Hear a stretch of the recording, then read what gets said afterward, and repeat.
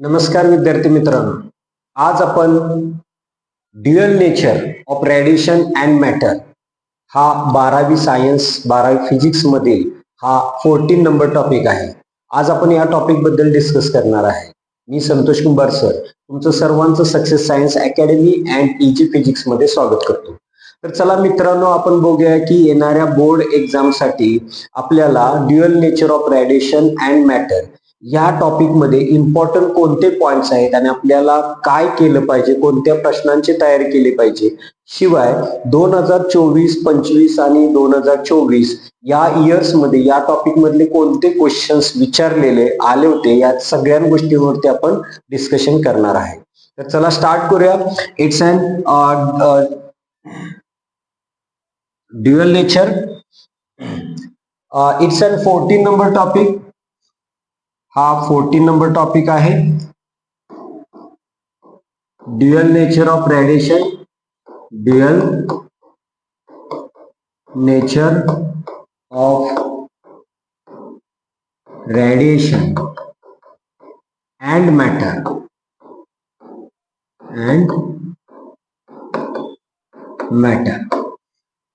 It's an 14 number topic.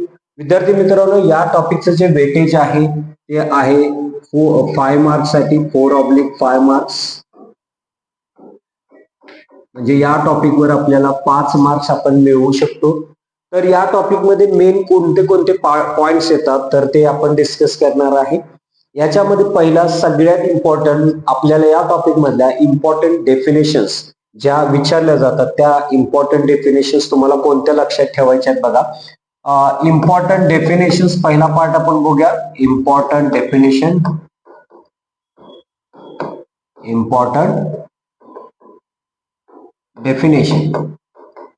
Dual nature of radiations याच्यामधून important definitions तुम्हाला 3 important definitions करायचे आहेत.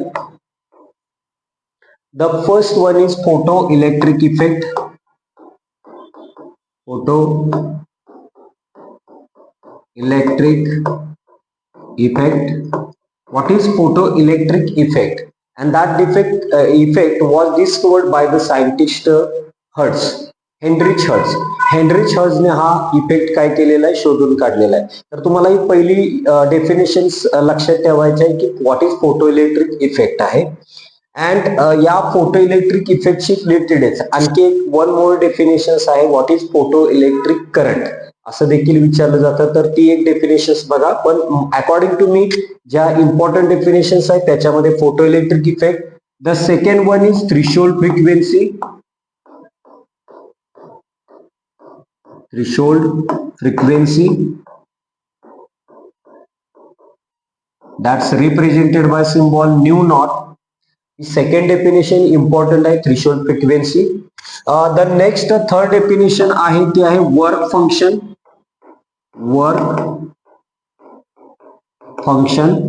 That represented by symbol phi naught. कशाने represent केले जाते, फाय नॉट ने रिप्रेझेंट केले जाते. तर या 3 डेफिनेशन्स इम्पॉर्टंट आहेत. Which one? The photo electric effect, threshold frequency and work function. तर ह्या 3 डेफिनेशन्स इम्पॉर्टंट करा. द नेक्स्ट पार्ट मध्ये आपल्याला लक्षात ठेवायचं आहे की याच्यामध्ये विचारला जाणारा हर्ट्झ एक्सपेरिमेंट.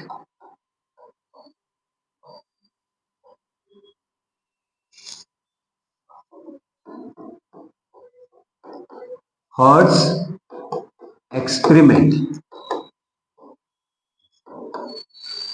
एक्सपेरिमेंटल सेटअप विचारला जातो. हा इम्पॉर्टंट क्वेश्चन्स आहे जो 3 और 4 मार्क्स साठी विचारला जाईल. मे बी 3 मार्क्स साठी विचारला जातो hertz experimental setup for photo electric effect. मग त्याचं तुम्हाला कन्स्ट्रक्शन वर्किंग एक्सप्लेन करायचं आहे. हर्ट्झ एक्सपेरिमेंट त्यांनी केलेली अरेंजमेंट, त्याची डायग्राम इम्पॉर्टंट आहे. तर त्याचं डायग्राम म्हणजे डायग्राम आणि त्याचं construction and working. So hertz experiment, construction and working.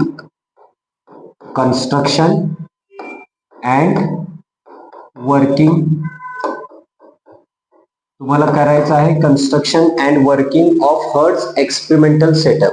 ज्याच्यामध्ये फोटोसेन्सिटिव्ह सेल आहे, फोटोसेन्सिटिव्ह मटेरियल, फोटोसेन्सिटिव्ह प्लेट, त्याचबरोबर दुसरं येतं ते म्हणजे अनादर वायर असते किंवा अनादर मेटल सरफेस असतो, एक emitter plate, collector plate, potential divider arrangement आहे, कम्युटेटर की म्हटलं जातं. जे काय एक्सप्लेनेशन आहे त्या डायग्रामशी रिलेटेड तुम्हाला तो पार्ट करायचा आहे हर्ट्झ एक्सपेरिमेंट, त्याचं कन्स्ट्रक्शन अँड वर्किंग. आणि याच एक्सपेरिमेंटशी रिलेटेड तुम्हाला येणारा दुसरा पार्ट इफेक्ट और कॅरेक्टरिस्टिक्स बाय हर्ट्झ एक्सपेरिमेंट, आपण असं देखील म्हणू शकतो effect on photo electric current, photo electric current.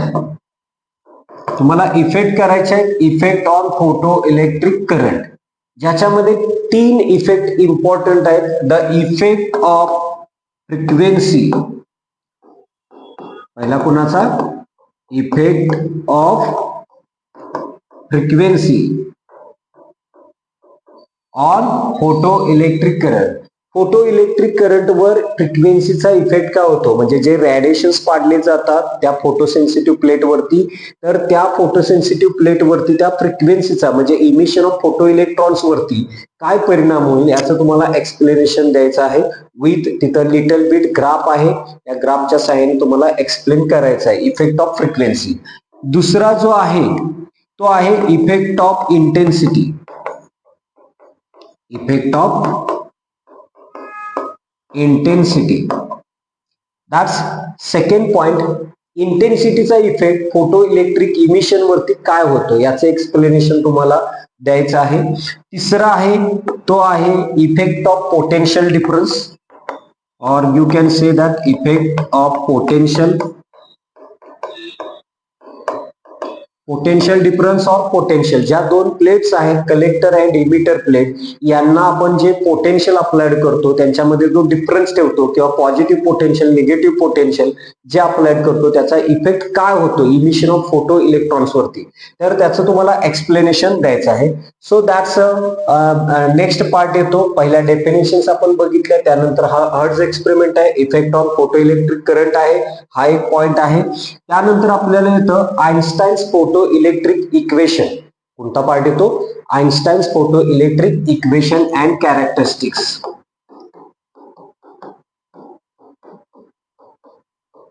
आइन्स्टाईन्स photo electric equation and their characteristics.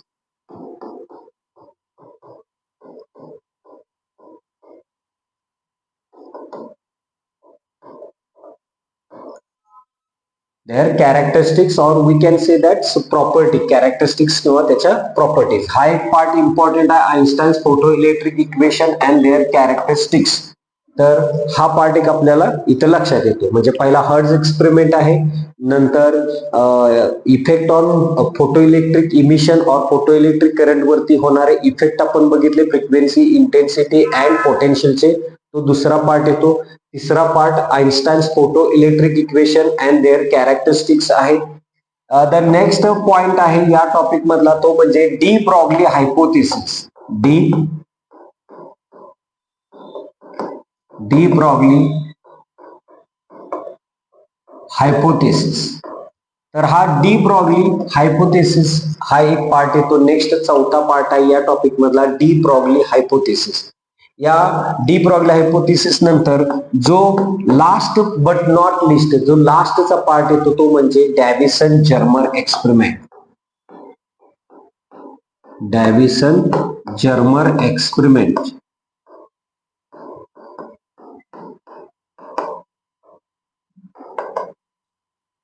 डॅव्हिसन Germer experiment यामध्ये देखील तुम्हाला एक डायग्राम आहे. With the help of that diagram you can explain the construction and working of that diagram. And that diagram is related to the what? This was the first successful experiment which shows about the wavelength of the electrons, wavelength of the electrons by de Broglie hypothesis. आणि हा experimental concept आहे जो wavelength of electrons आपल्याला इथं concept सांगतो. So Davisson Germer experiment most important आहे. याच्यामध्ये एक इम्पॉर्टंट डायग्राम येते. पहिला जो पार्ट बघितलेला हर्ट्झ एक्सपेरिमेंट, त्याच्यामध्ये एक डायग्राम येते आणि हा दुसरा पार्ट आहे ज्याच्यामध्ये एक डायग्राम येते डॅव्हिसन जर्मर एक्सपेरिमेंट मध्ये. त्यानंतर लास्टला आणखी एक डायग्रामचा क्वेश्चन आहे, तो म्हणजेच photo cell. Which one? Photo cell हा एक पार्ट आहे. याचं पण तुम्हाला construction and working of photo cell असं विचारलं जाईल. काय विचारलं जाईल तुम्हाला? Explain the construction and working of photo sale.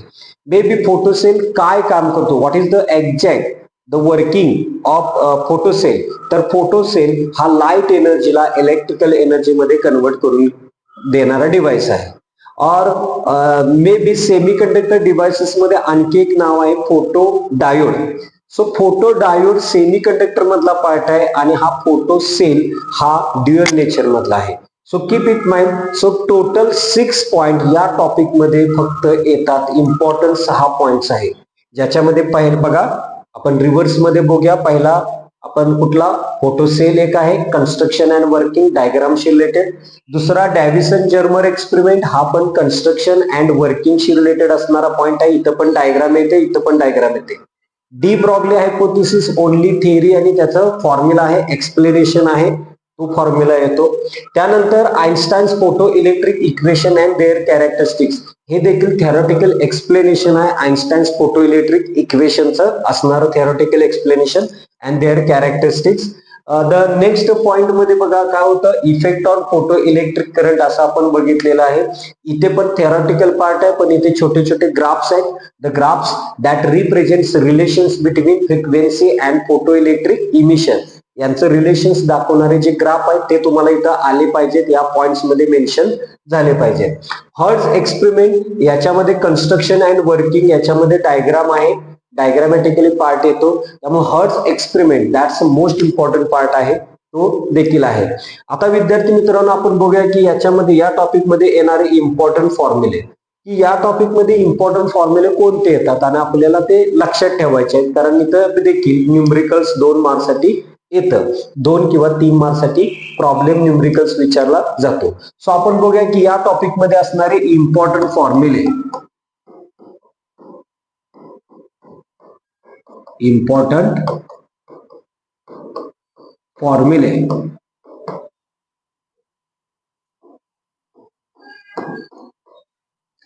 याच्यामध्ये फर्स्ट इम्पॉर्टंट फॉर्म्युला तुम्हाला लक्षात ठेवायचा आहे, तो म्हणजे photon energy. Photon energy, photon energy E is equal to H nu. याच्यामध्ये H stands for Planck's constant, H stands for Planck's constant. याची value पण फिक्स आहे. पहिलं आपल्याला याची व्हॅल्यू लक्षात ठेवावी लागत होती, पण आता पेपरच्या फ्रंट पेजवरती आपल्याला सर्व कॉन्स्टंट व्हॅल्यूज दिल्या जातात, त्यामुळे लक्षात ठेवण्याची काही गरज नाही. तरी पण याची व्हॅल्यू सांगतो, 6.63 इंटू 10⁻⁻34 जूल सेकंड त्याची व्हॅल्यू आहे. Nu stands for frequency of radiation आहे, frequency of radiation, frequency of radiation nu आहे. That's a first formula. या ठिकाणी एक रिलेशन फॉर्म्युला लक्षात ठेवायचा आहे, रिलेशन फॉर्म्युला.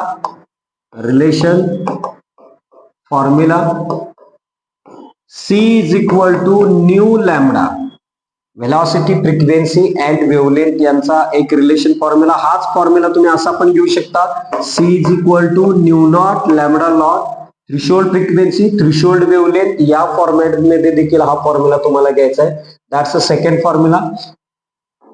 थर्ड फॉर्म्युला या ठिकाणी आपल्याला लक्षात ठेवायचा आहे, बघा थर्ड फॉर्म्युला आपण इथं लक्षात ठेवणार आहे, तो म्हणजे Einstein's photo electric equation. Einstein's photo electric equation.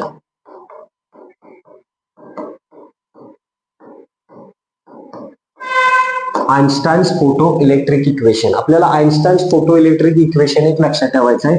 Kinetic energy Ke max, maximum kinetic energy is equal to H nu minus phi naught. पण या Ke मॅक्सशी रिलेटेड आणखी 2 फॉर्म्युले इम्पॉर्टंट आहेत, ते लक्षात ठेवायचे आहेत.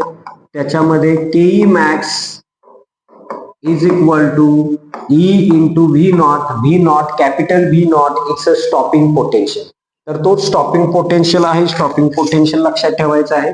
आणि kinetic energy KE max in terms of velocity एक आहे 1/2 mv². इथं मॅक्स व्हेलॉसिटी येते, मॅक्झिमम व्हेलॉसिटी. तर कायनेटिक एनर्जी दॅट्स 3 फॉर्म्युले इम्पॉर्टंट आहे. सरळ सरळ व्हॅल्यू दिल्या जातात, तुम्हाला प्रॉपर फॉर्म्युल्यामध्ये पुटअप करायचे आहेत आणि कॅल्क्युलेशन्स करायचे आहेत. नोटेशन समजून घ्या.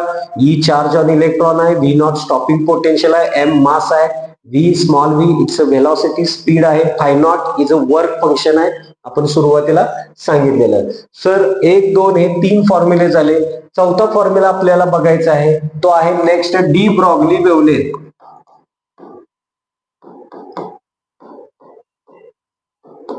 D Broglie wavelength. De Broglie wavelength यांच्याशी रिलेटेड येणारा फॉर्म्युला आहे. तर according to de Broglie wavelength तुम्हाला formula lambda is equal to h upon p. Here h is a Planck's constant and p stands for momentum आहे. P चा अर्थ येतो momentum येतो. याचे 2 फॉर्म्युले आहेत, एक मास इंटू व्हेलॉसिटी आणि दुसरा फॉर्म्युला आहे P is equal to √2mE. इथं ई हा जो ई आहे इट्स अ कायनेटिक एनर्जी और you can say that it's a simply energy. E म्हणजे इथं एनर्जी आहे, एम म्हणजे मास आहे. हा एक फॉर्म्युला आहे.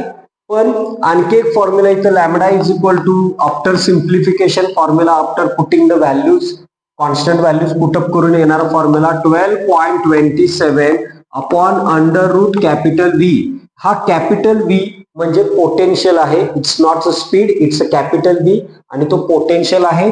याचं आन्सर अँगस्ट्रॉम युनिट मध्ये येतं. याचा आन्सर कशामध्ये येतं? अँगस्ट्रॉम युनिट मध्ये येतं. सो ही जी व्हॅल्यू आफ्टर कॅल्क्युलेशन मिळणार आहे ते अँगस्ट्रॉम युनिट मध्ये मिळणार आहे. So these are the important formulae from this topic. So तुम्हाला या 4 फॉर्म्युल्यावरती न्यूमरिकल्स आणि मॅक्झिमम न्यूमरिकल्स हे डी ब्रॉग्ली वेव्हलेंथ हे याच्या पार्ट वरती लक्षात ठेवा. मी सोप्या पद्धतीने तुम्हाला सांगितले कसं लक्षात ठेवायचं. हा तिसरा पार्ट. तिसऱ्या पार्ट मध्ये तुम्हाला आइन्स्टाईन्स फोटोइलेक्ट्रिक इक्वेशन्स लक्षात ठेवायचे आहेत. त्यानंतर इथं फोटॉन एनर्जी आणि हा एक रिलेशन्स फॉर्म्युला आहे. सिम्पली याच फॉर्म्युल्यांशी रिलेटेड तुम्हाला प्रॉब्लेम्स विचारले जातात. प्रॉब्लेम हा 2 मार्क्स किंवा 3 मार्क्स साठी येऊ शकतो. So keep it mind. आता आपण बघूया की 2023, 24 आणि 25 या इयरचा जर आपण विचार केला, कोणते इयर्स? 2023, 24 अँड 25. तर या इयर्स मध्ये जे क्वेश्चन्स विचारलेले ते फक्त 2 पॉइंट्सशी रिलेटेड विचारलेले. एक डी ब्रॉग्ली हायपोथेसिस याच्याशी रिलेटेड प्रॉब्लेम आलेला, एक प्रॉब्लेम विचारलेला. सो प्रॉब्लेम साठी 4 फॉर्म्युले मी तर सजेस्ट करेन तुम्हाला. 4 फॉर्म्युले आहेत, त्यामुळे प्रॉब्लेम्स तुम्ही कम्प्लीट याचं प्रिपरेशन करा या टॉपिक मधलं, कारण 4 फॉर्म्युल्याशी रिलेटेड स्ट्रेट फॉरवर्ड मध्ये येणारे न्यूमरिकल्स आहेत. 2 मार्क्स साठी आणि 3 मार्क्स साठी असा इथं येऊ शकतं. याच्यामध्ये सगळ्यात 2 वेळा हा आइन्स्टाईन्स फोटो इलेक्ट्रिक इक्वेशन म्हणजे विचारलेला आहे about their Einstein's photo electric equation and their characteristics. हा क्वेश्चन विचारलेला आहे. शिवाय रिपिटेशन या प्रश्नाचं एक झालेलं आहे Hertz experiment their construction and working of Hertz experiment. म्हणजे 24, 25 आणि 23 चा जर आपण विचार केला तर या प्रश्नांचं रिपिटेशन झालेलं आहे. कुठल्या? Hertz experiment and Einstein's photo electric equation. म्हणजे आता टॉपिक मध्ये कोणते प्रश्नांवरती म्हणजे कोणत्या पॉइंट्स वरती प्रश्न विचारले नाहीत, क्वेश्चन्स विचारले नाहीत एक्झाम मध्ये, तर त्याच्यामध्ये एक आहे तो म्हणजे effect on photo electric current. तर याचं एक प्रिपरेशन करा, विचारलं जाईल. मे बी हा क्वेश्चन रिपीट पण होऊ शकतो, पॉसिबिलिटी आहे, विचारलं जाऊ शकतो. बऱ्याच वेळा असं होतं की आपण येणार नाही म्हणून करत नाही, पण तोच क्वेश्चन. पण सगळ्या टॉपिकच्या बाबतीत असं होतं असं नाही, काही ठराविक टॉपिक मध्येच असं होत असतं. सो तुम्हाला हर्ट्झ एक्सपेरिमेंट किंवा आता फोकस ठेवायचा आहे इफेक्टवरती एक लक्षात ठेवायचा आहे. त्याचबरोबर जो नेक्स्ट आहे तो म्हणजे बघा डी ब्रॉगली हायपोथिसिस वरती एक कॉन्सन्ट्रेशन ठेवा आणि डॅव्हिसन जर्मर एक्सपेरिमेंट हे देखील 2 पॉइंट आहेत. याला पण आपण IMP करूया. Davisson Germer experiment construction and working may be त्याची डायग्राम्स विचारली जाऊ शकते, फक्त डायग्राम पण विचारतात, किंवा फोटो सेल त्याचं कन्स्ट्रक्शन अँड वर्किंग किंवा त्याची डायग्राम पण फक्त विचारली जाऊ शकते फॉर 2 मार्क्स, और एक्सप्लेनेशन सेट विचारलं तर 3 मार्क्स साठी येऊ शकतं.